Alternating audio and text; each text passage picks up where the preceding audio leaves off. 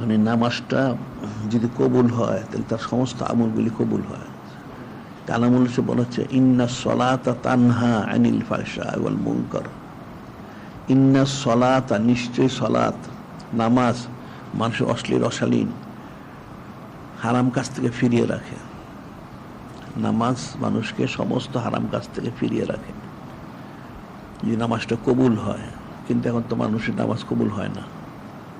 তার প্রমাণ হচ্ছে মানুষ নামাজ পড়ে, মুসল্লিরা পড়ে, ইমাম মুয়াজ্জিন নামাজ পড়ায়, খতিব নামাজ পড়ায়, এরা নামাজ পড়ে। এখন তো আজকাল অনেক মসজিদের মধ্যেও ক্যামেরা আছে, নাউজুবিল্লাহ। তো কারো নামাজ হচ্ছে না, আবার এরা নামাজ পড়ে বের হয়ে দেখা যাচ্ছে হারাম কাজে মশগুল হয়ে গেছে, নাউজুবিল্লাহ। দেখা যাচ্ছে এদের কারো নামাজ হচ্ছে না। এই নামাজ না হওয়ার কারণে যে বরকতটা, ফায়দাটা পাওয়ার কথা ছিল, সে ফায়দাটা তারা লাভ করতে পারেন না।